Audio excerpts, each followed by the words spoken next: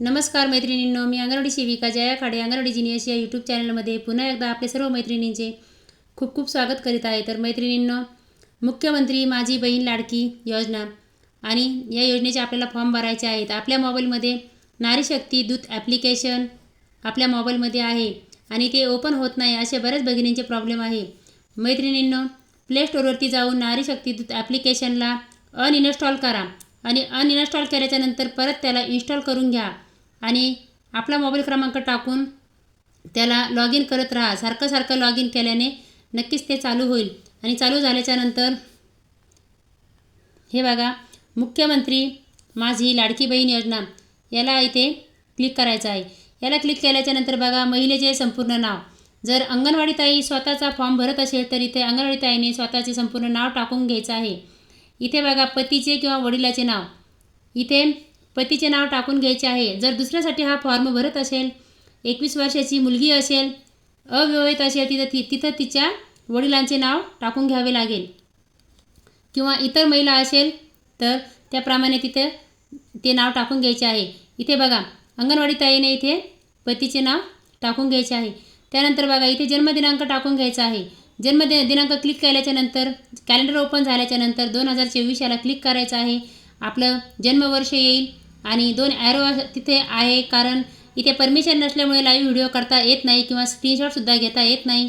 जन्मदिनांक आपण त्याला क्लिक करून टाकून घ्यायचे आहे। अर्जदाराचा पत्ता आणि इतर माहिती बघा, जन्माचे ठिकाण, जिल्हा याला क्लिक केल्याच्यानंतर आपल्यासमोर जिल्ह्याची यादी ओपन होईल। त्यातून जो आपला जन्माचा जिल्हा आहे, जिथे आपला गावात खेडेगावात कुठेही जन्म झालेला असेल, परंतु जो जिल्हा येतो त्या जन्मस्थळाला तो जिल्हा इथे टाकून घ्यायचा आहे। त्यानंतर गाव किंवा शहर, शहरात जन्म झाला असेल तर शहर, खेडेगावात जन्म झाला असेल तर तेच खेडेगाव।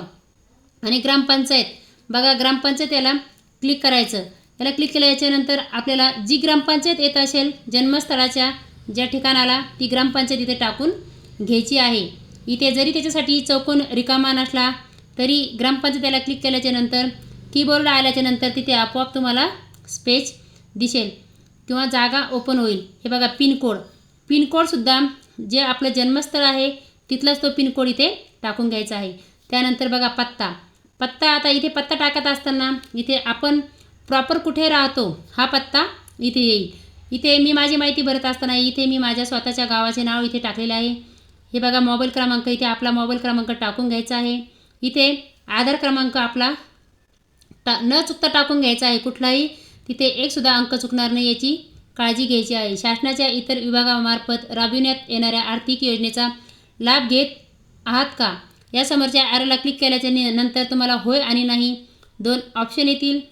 तुम्ही जर लाभ घेत नसाल तर नाही याला क्लिक करा, घेत असाल तर होय याला क्लिक करा। वैवाहिक स्थिती याला क्लिक केल्याच्यानंतर भरपूर ऑप्शन तुमच्यासमोर येतील। विधवा, घटस्फोटित, पारित्यक्त्या जे असेल किंवा विवाहित किंवा अविवाहित त्याला क्लिक करून हे सुद्धा ऑप्शन इथे आपल्याला भरून घ्यायचं आहे। अर्जदाराचे खाते असलेल्या बँकेचा तपशील, इथे बँकेचे पूर्ण नाव टाकून घ्यायचे आहे। इथं बँक खाते धारकाचे नाव, इथं बँक खाते क्रमांक टाकून घ्यायचा आहे। IFSC इथे कोड आहेत, पासबुक जवळ ठेवायचा आहे आणि पासबुकवरून ही माहिती आपल्याला बँक पासबुकवरून सगळी व्यवस्थितरित्या भरून घ्यायची आहे। आपला आधार क्रमांक बँक खात्याला जोडलेला आहे काय, यालासुद्धा होय नाही ऑप्शन भरून घ्यायचा आहे। यानंतर बघा, इथे कागदपत्रांची इथे त्यांनी लिस्ट दिलेली आहे। आधार कार्ड, अधिवास म्हणजेच रहिवासी प्रमाणपत्र / जन्म प्रमाणपत्र आणि उत्पन्न प्रमाणपत्र, अर्जदाराचे हमी प्रमाणपत्र आणि याखाली एक फोटोसुद्धा आहे, अर्जदाराचा फोटो। याला काय करायचं आहे मैत्रिणींनो, आधार कार्ड, अधिवास असेल किंवा आपला TC असेल, उत्पन्न प्रमाणपत्र, अर्जदाराचे हमीपत्र आणि बँक पासबुक याचे फोटो घेऊन आपल्याला आपल्या मोबाईलमध्ये अगोदर या सर्व प्रमाणपत्राचे फोटो घ्यायचे आहे। फोटो घेतल्याच्यानंतर आधार कार्ड याला क्लिक केलं की आपण लगेच गॅलरी इथे आपल्याला ओपन होईल। गॅलरीमधून आधार कार्ड याला क्लिक केलं या फोटोला की आधार कार्ड सबमिट होईल। अधिवास, जन्म प्रमाणपत्र, इथे तुम्ही TCसुद्धा टाकू शकता। उत्पन्न प्रमाणपत्र हे इथे टाकून घ्यायचं आहे किंवा जर उत्पन्न प्रमाणपत्राला ऑब्लिकमध्ये राशन असेल, राशन कार्ड, त्यामध्ये सुद्धा आपलं नाव ॲड असेल तरच ते तिथे तुम्ही टाकू शकता। अर्जदाराचे हमीपत्र आणि बँक पासबुक आणि यामध्ये खाली अजून फोटो आहे बघा, अर्जदाराचा फोटो। अर्जदाराचा फोटो, या फोटोला आपण क्लिक केल्याच्यानंतर तिथं फोटो घ्या किंवा आपला स्वतःचा जरी ऐनवेळी फोटो घेतला तरी चालेल. आणि ही सर्व माहिती भरल्याच्यानंतर आपण याला क्लिक करायचं आहे आणि समोर जायचं आहे. आपण याला सबमिट करणार आहोत.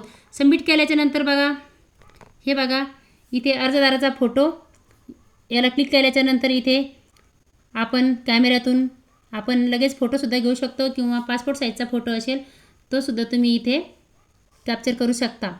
आणि ॲक्सेप्ट हमीपत्र, आता बऱ्याच जणींचा असा प्रॉब्लेम असेल की हमीपत्र कुठून घ्यायचं. तर मैत्रिणींनो, याच ॲपमध्ये बघा PDF आहे आणि इथे योजनेला क्लिक करा. तुम्ही इकडे खालच्या बाजूला तुम्हाला योजना दिसेल, योजनेला क्लिक करून हे बघा योजना, याला क्लिक केल्याच्यानंतर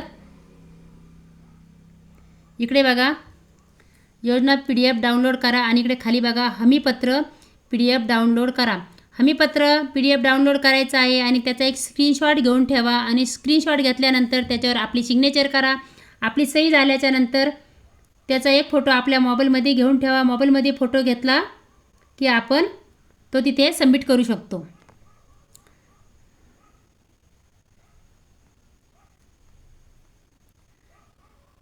सबमिट झाल्याच्यानंतर हे बघा सगळी माहिती इथे माहिती जतन करा, याला क्लिक केलं की आपली माहिती, नेटवर्क प्रॉब्लेम असला तर वेळ लागेल. जर तुम्ही तिथे फुल नेटवर्कमध्ये बसलेले असाल तर तुमचं लगेच तिथे ही माहिती जतन होईल. आणि जतन झाल्याच्यानंतर तुम्हाला परत एकदा ऑप्शन 2 येतील की बदल करा आणि सबमिट करा.